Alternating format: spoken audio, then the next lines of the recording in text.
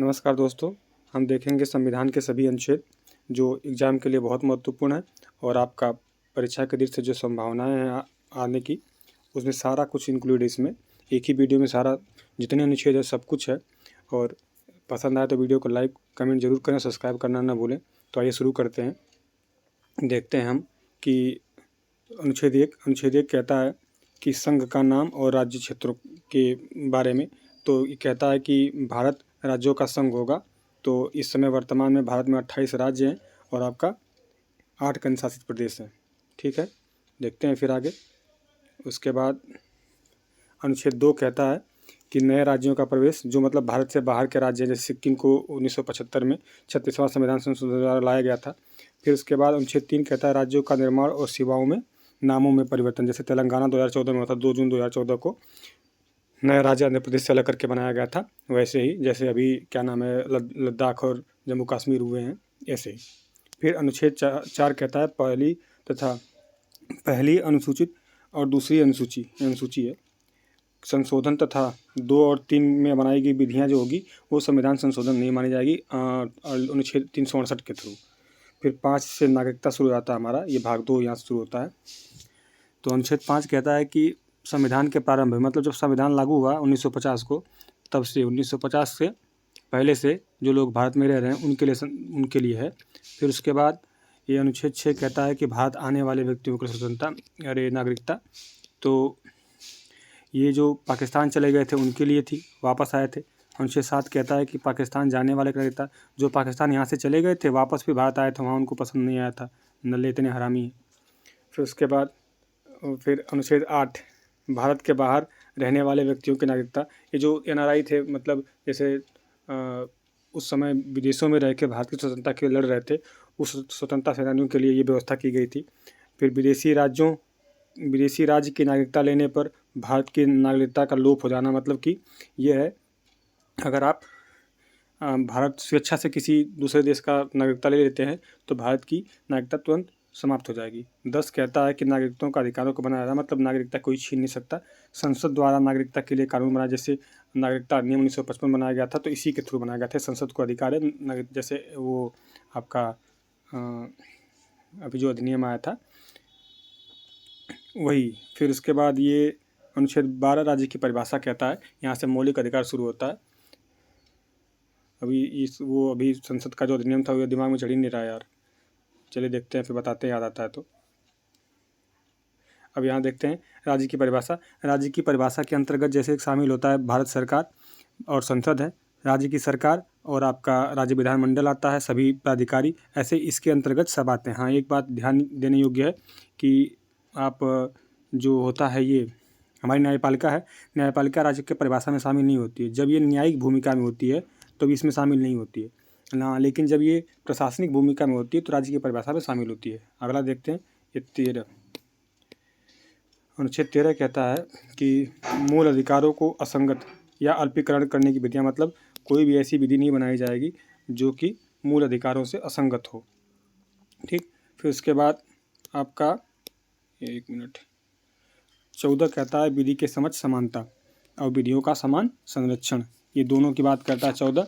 तो आपका next page पे चलते हैं। अब अनुच्छेद 16, अभी इसी में अनुच्छेद 15 है। अनुच्छेद 15 कहता है कि आप धर्म, मूल, जाति, वंश, लिंग के आधार पर भेदभाव नहीं कर सकते। उसमें सीरियल नंबर से पूछता है, तो उसमें है कि राज्य द्वारा केवल वर्ड यूज़ किया गया, केवल धर्म, मूल, वंश, जाति, लिंग और जन्म स्थान के आधार पर भेदभाव नहीं हो सकता। फिर 16 आता है, 16 अनुच्छेद लोक नियोजन के अवसर में समानता। 17 अस्पृश्यता का अंत है। 18 उपाधियों का अंत है। और 19 जो है आपका, इसमें 2 अपवाद हैं, जैसे डॉक्टर और वो सेना। अनुच्छेद 19 में वाक और स्वतंत्रता है, जैसे अभिव्यक्ति स्वतंत्रता कहते हैं। फिर 20 में है अपराधों के दोष सिद्धि के संबंध में संरक्षण कहता है ये। फिर आपका 20 जो है 21 आता है। 21 है कि प्राण और दैहिक स्वतंत्रता, मतलब विधि द्वारा स्थापित प्रक्रिया के द्वारा आप हमारे प्राण और दैहिक स्वतंत्रता मतलब वंचित नहीं कर सकते, ये हमारा संविधान हमको अधिकार देता है। फिर 21 एक आता है, ये 6 से 14 वर्ष के बच्चों के लिए शिक्षा का अधिकार होता है, ये बहुत इंपॉर्टेंट है। उसके बाद 22 आता है कुछ दशाओं में गिरफ्तारी से संरक्षण है। 23 है मानव के दुर्व्यापार और बाल श्रम, जैसे कि मानव का दुर्व्यापार नहीं करा सकते और बाल श्रम नहीं करा सकते हैं। मानव में व्यापार में मतलब ऐसा नहीं कि बस जैसे कि स्त्रियाँ हैं, स्त्री पुरुष किसी का भी आप दुर्व्यापार नहीं कर सकते। 24 कहता है कि कारखानों में बालक का नियोजन, और ये इसी के लिए कोई अधिनियम बनाए गए हैं, पहले आज़ादी से पूर्व भी आया था, तो ये बहुत इंपॉर्टेंट है। उसके बाद आगे देखते हैं 25वां अभी धार्मिक स्वतंत्रता आता है। धर्म का आचरण और प्रचार की स्वतंत्रता कहता है ये, और ये इम्पोर्टेंट है कि आर्टिकल जो 25 है, आर्टिकल 25 ये व्यक्तिगत स्वतंत्रता है, धार्मिक स्वतंत्रता व्यक्तिगत है। मतलब व्यक्ति नागरिक जो है किसी धर्म को अबाध रूप से मानने के लिए उसको स्वतंत्रता है। और ये 26 जो है धार्मिक कार्यों का प्रबंधन, ये एक सामूहिक स्वतंत्रता है। फिर 29 आता है, जितने इंपॉर्टेंट है वही सही है। 29 कहता है अल्पसंख्यकों वर्गों के हितों का संरक्षण, इसमें भाषा लिपि के आधार पे है। और अनुच्छेद 30 कहता है शिक्षा संस्थाओं की स्थापना प्रशासन करने के लिए अल्पसंख्यक वर्गों को अधिकार दिया जाता है, इसी के अंतर्गत मदरसा उदरसा की स्थापना की जाती है। फिर उसके बाद 32 कहता है कि अधिकारों को प्रवर्तित कराने के लिए उपचार, ये 5 प्रकार की रीट जारी कर सकता है वो क्या कहते हैं कि हमारा सुप्रीम कोर्ट, तो इसीलिए है आर्टिकल 32। अगर हाई कोर्ट का लेता है तो वो आपका 226 के थ्रू है, वो देख लिया जाएगा। आगे देखते हैं, ये हमारा नीति निष्पक्षता आ गया। शुरू करते हैं यहाँ से, इसका ये एडिट नहीं था, इसमें लगाना पड़ा मेरे नोट से। अब ये आर्टिकल 36 यही सेम आर्टिकल 13 का कापी है कि नहीं, आर्टिकल 12 का, कि राज्य की परिभाषा, इस सेम डिट्टो वही है। तो अब आगे देखते हैं 37 में कहता है कि ये जो है प्रवर्तनी नहीं होंगे, जितने डीपीएसपी हैं न्यायालय में प्रवर्तनी नहीं होंगे, इस भाग में अंतर्विष्ट तत्वों का लागू होना प्रवर्तनी नहीं होगा, 37 कहता है। और आगे 38 देखते हैं। 38 कहता है हमारा कि राज्य लोक कल्याणकारी वृद्धि के लिए सामाजिक व्यवस्था बनाए रखेगा। और ये इम्पोर्टेंट है कि लोक कल्याणकारी का पूछता है कौन सा भाग है, तो आपका भाग 4 है। पूछेगा कि कौन सा आर्टिकल है, तो आर्टिकल 38 है। ठीक है, आगे देखते हैं। उसके बाद आर्टिकल ये इसमें देख लीजिएगा, उसमें कोई इम्पोर्टेंट नहीं है। अब आगे देखते हैं कि आर्टिकल ये 39 में क्या इम्पोर्टेंट बता रहे हैं अभी। देखिए रखा राज्य द्वारा अनुसरणीय कुछ निजी तत्व हैं, तो इसमें सबसे इम्पोर्टेंट है कि पुरुष और स्त्री सभी वर्गों को समान रूप से आजीविका का पर्याप्त साधन अधिकार हो। ठीक है, ये इम्पोर्टेंट यहाँ है, इस पुरुष और स्त्रियों दोनों को समान कार्य के लिए समान वेतन, ये बहुत इंपॉर्टेंट है। और ये 39 के सब क्लॉज डी में शामिल है। ठीक है, ये इम्पोर्टेंट है। और इसी को सब आर्टिकल बना के लिखते हैं, लेकिन वो आर्टिकल के 39 के डी में आता है, कभी बाई चांस पूछ दे ऐसे, तो इसीलिए मैं बता दिया हूँ। ठीक, आगे देखते हैं 39A कहता है, ये क्या कहते हैं कि जोड़ा गया है। देखिए जिसमें 39 बना के जैसे सब क्रॉस की जगह वो क्या कहते हैं एक स्वतंत्र आर्टिकल हो, तो समझिए कि संविधान संशोधन द्वारा बनाया गया है। तो समान न्याय और निःशुल्क विधिक सहायता, इसके लिए इसी के थ्रू नालसा का गठन किया गया है। फिर उसके बाद आर्टिकल 40 देखते हैं। आर्टिकल 40 हमारा आ गया, 39 से 40, ग्राम पंचायतों का गठन, ये गांधी जी की विचारधारा पर आधारित है। उसके बाद 41 कहता है कुछ दशाओं में काम, शिक्षा और लोक सहायता पाने का अधिकार, ये भी हमारा है। उसके बाद 41 के बाद 42 आता है, काम की न्याय संगत और मानवोचित दशाएं और प्रसूति सहायता, ये सरकार का कर्तव्य होगा, ये हमारा आर्टिकल 42 कहता है। महिलाओं के लिए इसलिए इम्पोर्टेंट है। फिर उसके बाद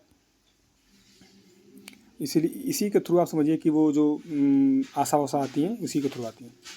आर्टिकल 43 कामकारों के लिए निर्वाह मजदूरी, 43 कहता है। 44 आते हैं, 44 इम्पोर्टेंट है, ये हमारा 44 है।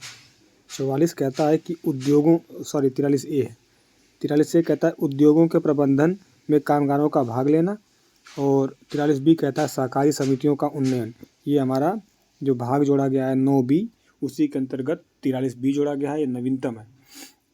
उसके बाद 44 हमारा आता है जो गोवा में लागू है और उत्तराखंड में बात चल रही है। नागरिकों के लिए एक समान सिविल संहिता होगी। 44 याद करने का है कि 4 भी बराबर है, 4 भी बराबर, ये है, ठीक है।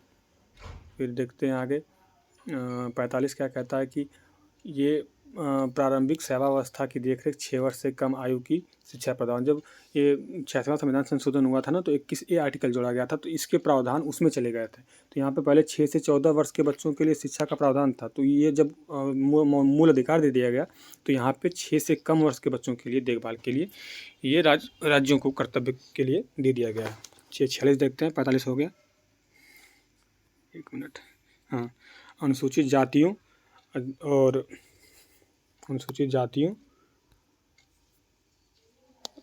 जनजातियों, दुर्बल वर्गों, शिक्षा वर्गों के संबंधित के लिए हितों के लिए संरक्षण है। ये आपका 46 है। इसी के थ्रू आपका OBC का आता है, इसी के थ्रू EWS भी आते हैं, क्योंकि लिखा है अन्य वर्गों के लिए अर्थ संबंधित हितों के लिए, इसीलिए EWS 103वां संविधान संशोधन इसी के थ्रू आता है आपका। और जोड़ा गया है आपका आर्टिकल 15(6) और 16(6) में। 7वां आप देखते हैं,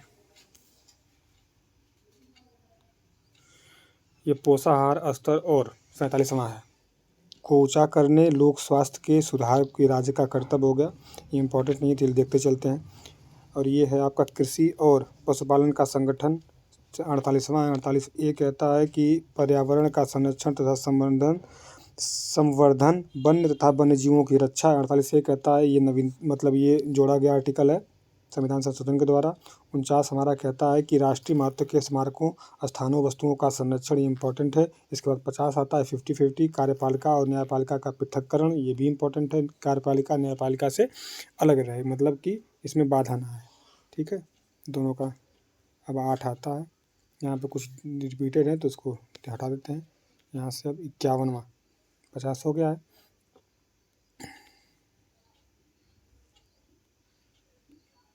51वां कहता है अंतर्राष्ट्रीय शांति और सुरक्षा, जैसे मतलब कि इससे हमारा जितने भी इंटरनेशनल रिलेशन है इसी के थ्रू आता है। मोदी जी बार बार यात्रा करते हैं इसी के थ्रू। फिर उसके बाद 51 का मूल कर्तव्य हमारा, इसमें 11 कर्तव्य हैं। पहले स्वर्ण सिंह समिति के रिकमेंडेशन पे 10 जोड़े गए थे, 11वां आपका जोड़ा गया था 2003 में। उसके बाद और इस समय 11 मूल कर्तव्य हैं। फिर 52 आता है, 52 कहता है कि हमारा भारत का एक राष्ट्रपति होगा। अब देखते हैं जल्दी भारत का एक राष्ट्रपति हो जाएगा, तो भारत के उनकी जो मतलब संघ की कार्यपालिका शक्ति है वो राष्ट्रपति में निहित होगी। भारत का एक राष्ट्रपति होगा और जो संघ की कार्यपालिका शक्ति है वो राष्ट्रपति में निहित होगी। 54 कहता है कि राष्ट्रपति का निर्वाचन कैसे होगा, बताता है। अनुच्छेद 55 कहता है राष्ट्रपति के निर्वाचन की रीति कैसे होगी। रीत जब हो जाएगी तो अनुच्छेद 56 कहता है कि राष्ट्रपति की पदावधि क्या होगी, मतलब और 5 साल। और अनुच्छेद 57 कहता है पुनर्निर्वाचन के लिए पात्रता। ये कहता है कि हमारे यहाँ राष्ट्रपति कितनी भी बार निर्वाचित हो सकते हैं, जैसे अमेरिका में सिर्फ केवल 2 बार है। अनुच्छेद 58 कहता है राष्ट्रपति निर्वाचित होने की अर्हताएँ क्या क्या हैं। और 59 कहता है कि पद के लिए शर्तें क्या क्या हैं। 60 में उनका शपथ है, राष्ट्रपति का शपथ किस में है, 60 में है। तो ये इंपॉर्टेंट है कि राष्ट्रपति का शपथ 60 में है। और आपका 1 मिनट,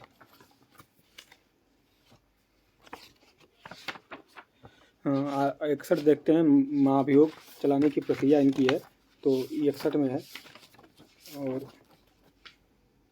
देखिए याद रखिए कि 60 में आपका थोड़ा सा पतला कर लें, 60 में ये आपका राष्ट्रपति का, और 69 और 159 तीन एक साथ याद रखिए। 60 में राष्ट्रपति का शपथ है, 69 में उपराष्ट्रपति का शपथ है, और 159 में राज्यपाल का शपथ। ये तीनों एक साथ याद रखिए, ये अलग हैं, ये शपथ प्रावधान अनुसूची में नहीं दिया गया है।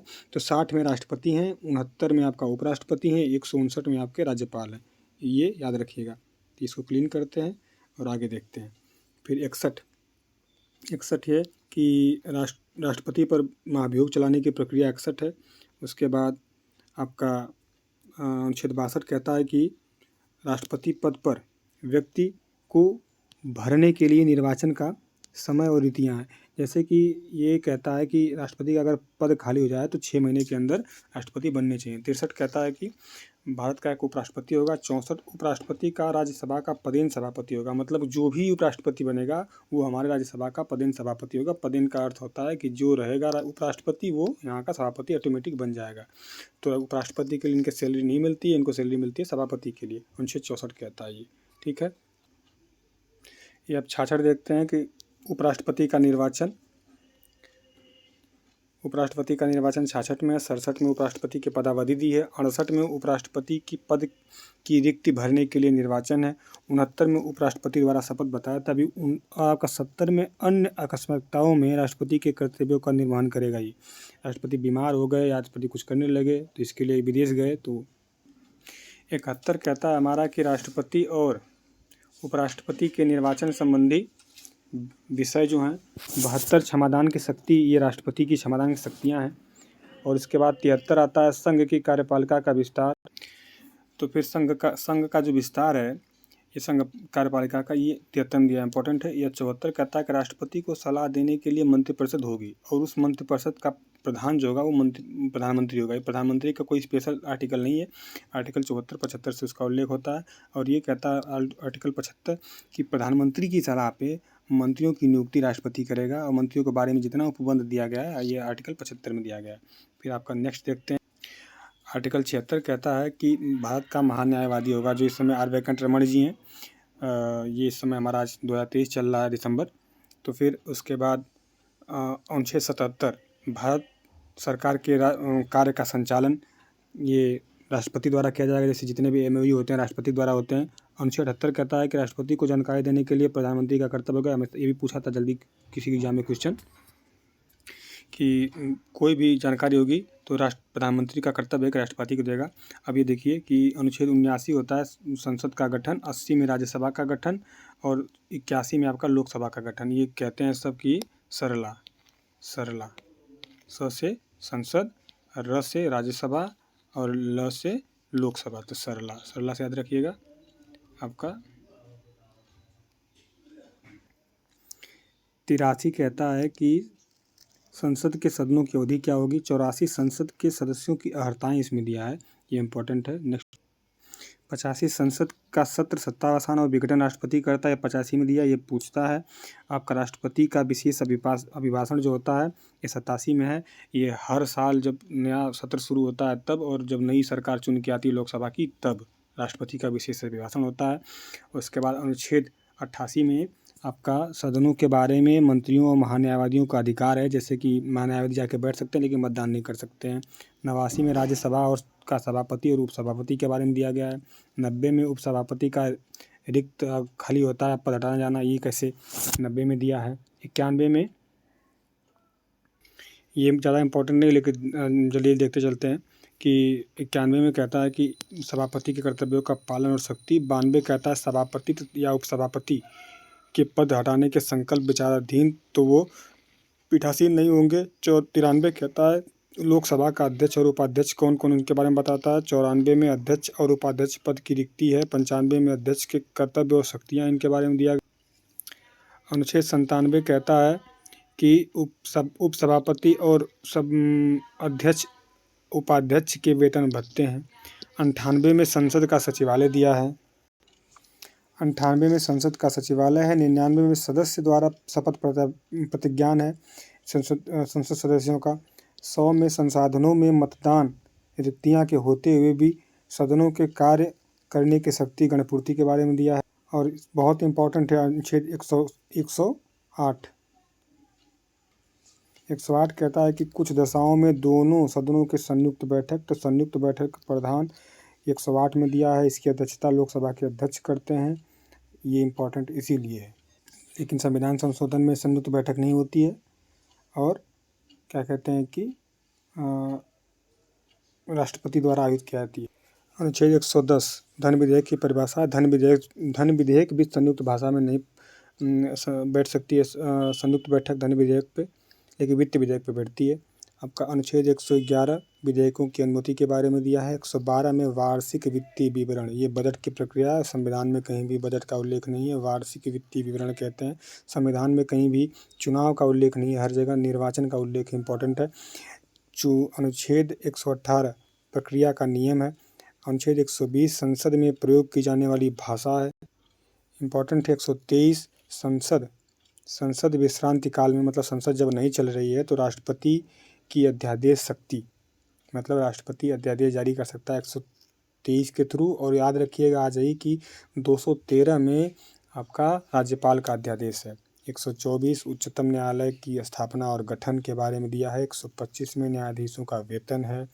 126 में वो मुख्य न्यायमूर्ति की नियुक्ति है जो उनका है। फिर 127 में तदर्थ न्यायाधीश मतलब एडहॉक जज की नियुक्ति 127 में दिया। ये पूछा क्वेश्चन, ये पूरा 124, 25, 26 याद रखिएगा।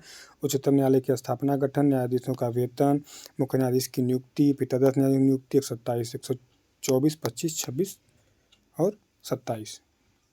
ये अनुच्छेद 128 सेवानिवृत्त न्यायाधीशों की उपस्थिति, कभी भी कोई अगर वर्कलोड ज़्यादा बढ़ जाता है तो उनको बुला सकते हैं। 129 है उच्चतम न्यायालय का अभिलेख न्यायालय होगा, ये बहुत इंपॉर्टेंट है, ये न्यायालय होगा, मिसप्रिंट हो गया। अनुच्छेद 130 उच्चतम न्यायालय का स्थान। अनुच्छेद 131 उच्चतम न्यायालय की आरंभिक अधिकारिता है। 137 कहता है कि निर्णय एवं आदेशों का पुनर्विलोकन, यही इंपॉर्टेंट है कि हमारा न्यायिक पुनर्विलोकन का अधिकार, मतलब ये जो लिया गया है ये वहाँ से अमेरिका से लिया गया है, और जो आदेश हमारा सुप्रीम कोर्ट देता है, माननीय सुप्रीम कोर्ट, वो पुनर्विलोकन कर सकती हैं। एक और इम्पोर्टेंट आर्टिकल 143 उच्चतम न्यायालय से परामर्श करने की राष्ट्रपति की शक्ति है। और ये क्या कहते हैं कि परामर्श न देना, इनका मतलब ये नहीं कि राष्ट्रपति जी मांग दिया परामर्श तो देने के लिए बाद में सुप्रीम कोर्ट वो दे भी सकती है, नहीं दे सकती है, और जो परामर्श देगी उसको मानने के लिए राष्ट्रपति बाध्य नहीं है। ठीक है। 144 कहता है कि सिविल एवं न्यायिक पदाधिकारियों द्वारा उच्चतम न्यायालय की सहायता। देखिए हमारे CAG आ गए। अनुच्छेद 148 कहता है कि भारत का एक नियंत्रक महालेखा परीक्षक होगा, गिरीश चंद्र मुर्मू जी हैं, और ये 148 बहुत इंपॉर्टेंट है। 149 कहता है कि नियंत्रक महालेखा परीक्षक के कर्तव्य और शक्तियाँ क्या हैं। 150 में संघ के राज्यों का लेखन प्रारूप क्या होगा, इसके बारे में। अब यहाँ से शुरू हो गया हमारा राज्य। 153 कहता है कि राज्यों के राज्यपाल होंगे। 154 में राज्य की कार्यपालिका शक्ति राज्यपाल में निहित होगी। 155 कहता है कि राज्यपाल की नियुक्ति कैसे होगी, राष्ट्रपति करेंगे। 156 राज्यपाल की पदावधि 5 वर्ष के लिए है, लेकिन ये राष्ट्रपति के प्रसाद प्रबंधक कभी भी हटाए जा सकते हैं। अनुच्छेद 157 कहता है कि राज्यपाल की नियुक्ति होने की अर्हताएँ क्या क्या हैं। 158 क्या कहता है कि राज्यपाल के पद के लिए शर्तें क्या हैं। 159 है राज्यपाल द्वारा शपथ और प्रतिज्ञान है। ठीक है। 163 है कि राज्यपाल को सलाह देने के लिए एक मंत्रिपरिषद होगी, और उस मंत्रिपरिषद का जो मुखिया होगा वो मुख्यमंत्री होगा। देखिए ये बताया थे 159 वाला कि 60, 69 और 159 ये शपथ का है। उसके बाद 164 कहता है मंत्रियों के बारे में इतने उपबंध हैं कि इनकी CM के सलाह पे, मुख्यमंत्री के सलाह पे मंत्रियों की नियुक्ति होगी, और मंत्रियों के बारे में जितना उपबंध इसमें दिया है। 165 है कि राज्य का महाधिवक्ता होगा। 76 कहता है कि एक महान्यायवादी होगा और राज्य में एक महाधिवक्ता होगा, वो 165 कहता है।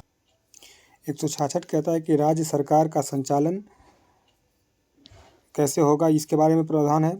और 167 कहता है कि राज्यपाल को जानकारी देने के संबंध में मुख्यमंत्री का कर्तव्य होगा। ये अभी एग्जाम में पूछा था यूपी के। उसके बाद अनुच्छेद 168 कहता है कि राज्य के विधानमंडल का गठन। अनुच्छेद 170 कहता है विधानसभाओं की संरचना। अनुच्छेद 171 कहता है विधान परिषद की संरचना। देखिए 168 राज्य विधानमंडल की गठन, 70 में विधानसभाओं की संरचना, और जिन राज्यों में विधान परिषद मतलब है, जैसे 171 विधान परिषद की संरचना। अब यही चीज़ वहाँ पे देखे थे हम लोग संघ में कि 79 और आपका 80, 80 और 81, 81 ये सरला संसद का गठन, राज्यसभा का, लोकसभा का, सेम यही पे है। ठीक है। अब आगे चलते हैं। 176 में आपका राज्यपाल का अभिभाषण विशेष अभिभाषण है, जैसे राष्ट्रपति का विशेष अभिभाषण था। 177 में सदनों के बारे में मंत्रियों और महाधिवक्ताओं का अधिकार जो है इसके बारे में। 178 में विधानसभा अध्यक्ष और उपाध्यक्ष के बारे में दिया है। 179 में अध्यक्ष उपाध्यक्ष का पद रिक्त होना या पद से हटाए जाने का प्रावधान है। 180 में अध्यक्ष के पदों की कार्य की शक्ति है। 181 देखते हैं अध्यक्ष, उपाध्यक्ष, को पद से हटाने का कोई संकल्प अगर पारित हो जाता है तो वो पीठासीन नहीं होगी, 181 कहता है। वहाँ पे भी अध्यक्ष और उपाध्यक्ष का दिया था संघ में, वही सेम है। ये देखिए 182 कहता है कि विधान परिषद का सभापति और उपसभापति होगा। 183 कहता है सभापति और उपसभापति का पद रिक्त होना तथा त्याग पत्र से हटाया जाना। 184 कहता है सभापति के पद के कर्तव्य का पालन हो सकती होगी। 185 सभापति उपसभापति को पद से हटाए जाने का संकल्प पीठाधीन होगा तो ये पीठासीन नहीं होंगे, ये उपसभापतियों का दिया है। 186 कहता है कि अध्यक्ष उपाध्यक्ष सभापति उपसभापति के वेतन भत्ते के बारे में दिया है। 187 राज्य के विधानमंडल का सचिवालय क्या है। 188 में सदस्यों का शपथ प्रतिज्ञान क्या है। और उसके बाद अनुच्छेद 189 में सदनों में रिक्तियां होते हुए भी साधनों का कार्य करने की शक्ति और गणपूर्ति क्या है, इसके बारे में दिया है। अनुच्छेद 200 कहता है विधेयकों पर अनुमति। अनुच्छेद 202 कहता है कि वार्षिक वित्तीय विवरण, जैसे कि हमारा वहाँ पे देखे थे 112 आर्टिकल में संघ का, ऐसे राज्यों में 202 है। अनुच्छेद 213 कहता है कि विधानमंडल में अध्यादेश सत्यापित करने के राज्यपाल की शक्ति है। अनुच्छेद 214 राज्यों के लिए उच्च न्यायालय होगा, वहाँ पे 124 की संघ की न्यायपालिका है। जो 215 में आपका उच्च न्यायालयों का अभिलेख न्यायालय होगा ये। तो अनुच्छेद 216 कहता है कि उच्च न्यायालयों का गठन। अनुच्छेद 217 कहता है कि उच्च न्यायालय न्यायाधीश की नियुक्ति पद्धति शर्तों के बारे में दिया है। 221 न्यायाधीशों के वेतन के बारे में दिया है। जो 222 है ये एक न्यायालय से दूसरे न्यायालय में न्यायाधीशों का जो अंतरण होता है 222 बताता है। अनुच्छेद 223 कहता है कार्यकारी मुख्य न्यायमूर्ति की नियुक्ति होती है, और जैसे कि बहुत जगह बहुत हाई कोर्टों में नियुक्ति हुई है। और याद देने योग्य बात है कि दिसंबर इस समय चल रहा 2023 का, तो अकेला मात्र high court Gujarat high court है जिसमें अग्रवाल जी हैं, मुख्य न्यायाधीश हैं। पूरे भारत में एक महिला न्यायाधीश मुख्य न्यायाधीश हैं, सुनीता अग्रवाल जी। मैं कॉल कर पा रहा हूँ तो सुनीता अग्रवाल ही शायद उनका नाम है। देखते हैं 224 जो है अन्य न्यायाधीशों की नियुक्ति। और आपका अनुच्छेद 226 रिट जारी करने के लिए। 32 में था संघ का, ये देखिए कुछ रिट निकालने के लिए उच्च न्यायालय की शक्ति दिया है। 31 कहता है 2 या अधिक राज्यों के लिए एक ही उच्च न्यायालय होगा, स्थापना होगी, जैसे कि कलकत्ता हाई कोर्ट है, केरल हाई कोर्ट है, सब में दो दो 3 राज्यों का, जैसे चंडीगढ़ हाई कोर्ट है, हरियाणा है, पंजाब है, सब में शामिल है। वैसे ही एकमात्र जैसे कि एक जम्मू कश्मीर है तो उसका एक हाई कोर्ट है, दिल्ली का स्पेशली यूटी का हाई कोर्ट है ये।